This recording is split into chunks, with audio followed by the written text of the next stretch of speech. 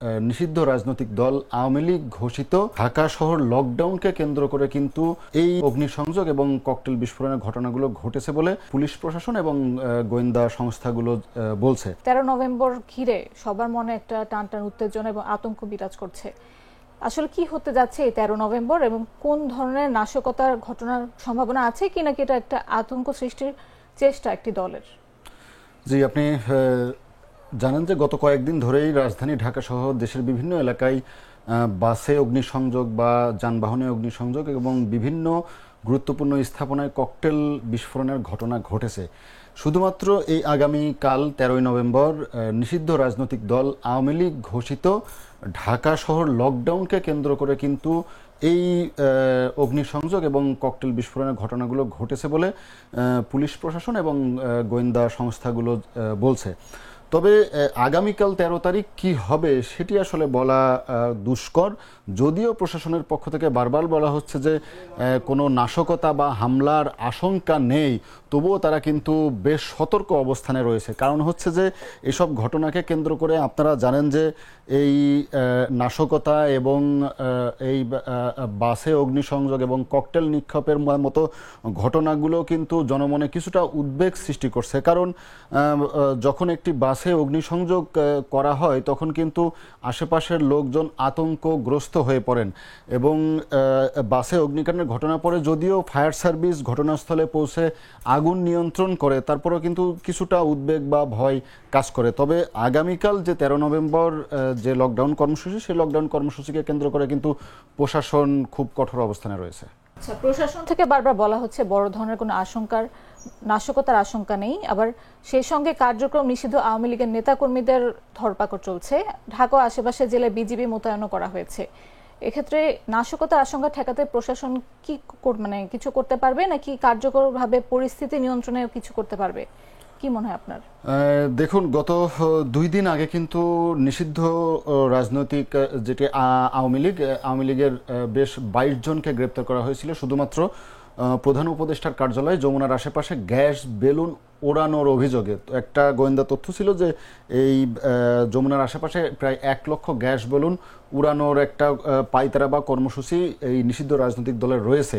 তো গোয়েন্দা তথ্যের ভিত্তিতে কিন্তু তাদেরকে গ্রেপ্তার করা হয়। গত 24 ঘন্টায়, অর্থাৎ আজকে রাত থেকে গতকাল পর্যন্ত 24 ঘন্টায় কিন্তু 44 জন নিষিদ্ধ রাজনৈতিক দলের 44 জনকে গ্রেপ্তার করেছে পুলিশ। শুধু ঢাকা শহরে বিভিন্ন নাশকতামূলক কর্মকাণ্ডের অভিযোগে কিন্তু তাদেরকে গ্রেপ্তার করা হয়েছে। আপনি দেখেন পুলিশ প্রশাসনের দিক থেকে কিন্তু তারা সার্বিক কার্যক্রম চালিয়ে যাচ্ছে, গ্রেপ্তার এবং বিভিন্ন জায়গায় তারা টহল বা চেকপোস্ট চালাচ্ছে। এবং আজকে সকাল থেকে কিন্তু ঢাকা এবং ঢাকার আশেপাশের জেলাগুলোতে বর্ডার গার্ড বাংলাদেশ বিজিবি রয়েছে। ঢাকা শহরে 12টি টহলদার এবং ঢাকা শহরের আশপাশে 2টি টহলদার, মোট 14টি টহলদার বিজিবির কাজ করছে।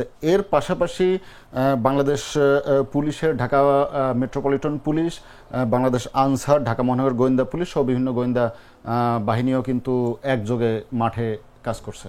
13 নভেম্বর যে রায়ের দিন ঘোষণাকে কেন্দ্র করে যে এত নাশকতার চেষ্টা, এতে নিরাপত্তা ব্যবস্থা নিয়ে কি প্রশ্ন ওঠে কোনো, এবং প্রশাসনের এক্ষেত্রে কি কি পদক্ষেপ নেওয়া উচিত বলে আপনার মনে হয়? দেখুন, গত কয়েকদিনের অগ্নিসংযোগ এবং ককটেল নিক্ষেপের ঘটনায় কিন্তু জনমনে কিছুটা আতঙ্ক এবং ভীতি কাজ করছে। যদিও বারবার পুলিশ প্রশাসনের পক্ষ থেকে বলা হচ্ছে যে 13 নভেম্বর ঘিরে কোনো আশঙ্কা নেই বা কোনো বড় ধরনের হামলা বা এ ধরনের কোনো ঘটনা হবে না, তবুও এসব ছোটোখাটো অগ্নিসংযোগ বা ককটেল নিক্ষেপের ঘটনা ঢাকাবাসীর মনে কিন্তু দাগ কেটে গেছে এবং অনেকেই উদ্বেগ প্রকাশ করছে। আপনি যে দেখে থাকবেন যে সামাজিক যোগাযোগ মাধ্যমগুলোতেও কিন্তু 13 নভেম্বরকে ঘিরে কিছুটা আতঙ্ক বা ভয় কাজ করছে যে 13 তারিখ যেহেতু অফিস, অর্থাৎ ওয়ার্কিং ডে, বৃহস্পতিবার, তারা ঘর থেকে বের হবে কিনা, তারা অফিসে যেতে পারবেন কিনা, তার সন্তানটি স্কুলে বা শিক্ষা প্রতিষ্ঠানে যেতে পারবেন কিনা, এটিও কিন্তু ভয় কাজ করছে। যদিও আমি বলছিলাম যে প্রশাসনের পক্ষ থেকে বলা হচ্ছে যে কোনো ভয়ের কোনো কারণ নেই, তবুও কিন্তু জনমনে কিছুটা আতঙ্ক বা ভীতি কাজ করছে। এবং এই ভীতি দূর করার জন্য আমার মনে হয় যে প্রশাসনের আরও কঠোর নজরদারি বাড়ানো উচিত। কারণ যখন হামলাগুলো হচ্ছে তখন কিন্তু নিরিবিলি এলাকায় এবং কিছুটা নিভৃত এলাকায় এবং রাতের বেলা, বিশেষ করে ভোর রাতে এই ঘটনাগুলো ঘটছে। এই ঘটনাগুলো থেকে ঘটনা কমানোর জন্য বা ঘটনা বন্ধ করতে আসলে রাতের বেলাও টহল বাড়ানো দরকার বলে আমি মনে করি। 13 নভেম্বর রায়ের ঘোষণাকে নিয়ে যে সবার মনে আতঙ্ক বিরাজ করছে, এটা কি নির্বাচনে কোনো প্রভাব পড়তে পারে এবং এর ফলে যে আর পরিস্থিতি কি আরো খারাপ হওয়ার সম্ভাবনা আছে? আপনি জানেন যে গণহত্যা ও মানবতা বিরোধী মামলায় ক্ষমতাচ্যুত প্রধানমন্ত্রী শেখ হাসিনার বিরুদ্ধে মানবতা বিরোধী অপরাধের মামলার রায় ঘোষণার সম্ভাব্য তারিখ হচ্ছে আগামীকাল 13 নভেম্বর।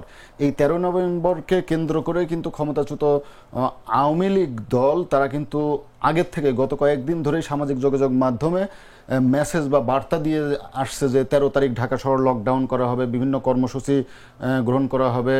তো এই যে সামগ্রিক আওয়ামী লীগের কার্যক্রম, এই কার্যক্রমকে কেন্দ্র করে আগামী নির্বাচনে প্রভাব পড়বে কিনা এই বিষয়ে আমি কয়েকজন বিশেষজ্ঞের সঙ্গে আমি যোগাযোগ করেছি। তারা বলেছেন যে বর্তমানে যে আইন শৃঙ্খলা পরিস্থিতি, সেই আইন শৃঙ্খলা পরিস্থিতি কিছুটা নাজুক অবস্থায় রয়েছে। কারণ হচ্ছে আপনি জানেন যে গত 2 দিন আগে পুরান ঢাকার ন্যাশনাল মেডিকেল কলেজের সামনে একজনকে গুলি করে হত্যা করা হয়। তার নাম তিনি আসলে শীর্ষ সন্ত্রাসী, যদিও তাকে গুলি করে হত্যা করা হয়েছে। তবে এই যে প্রকাশ্যে গোলাগুলি, প্রকাশ্যে হত্যাকাণ্ড, এবং চট্টগ্রামেও কিন্তু পরপর 3 দিন গোলাগুলির ঘটনা ঘটেছে এবং বিএনপির একজন প্রার্থী অর্থাৎ এমপি প্রার্থী তিনি কিন্তু গুলিবিদ্ধ হয়েছেন।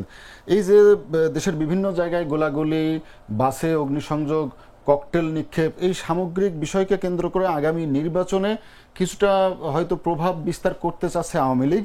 তবে বিশেষজ্ঞরা যেটি বলছেন যে আইন শৃঙ্খলা বাহিনীর এখানে গাফিলতি রয়েছে, এই কারণেই তারা বিভিন্নভাবে বিভিন্ন জায়গায় আসলে এই কার্যক্রমগুলো, এই কর্মকাণ্ডগুলো করতে পারছে, অর্থাৎ গোলাগুলি, বাসে অগ্নিসংযোগ বা ককটেল বিস্ফোরণ।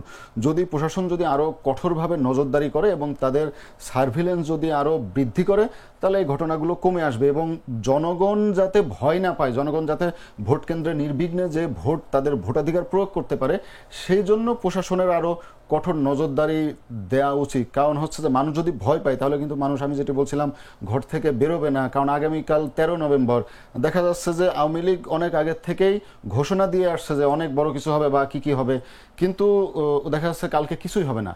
তো এই ধরনের ঘটনাগুলোকে যাতে মানুষ ভয় না পায় এবং আতঙ্কগ্রস্ত না হয়, সেই ক্ষেত্রে রাষ্ট্র, সরকার এবং প্রশাসনের আরও ভূমিকা পালন করা দরকার বলে আমি মনে করি।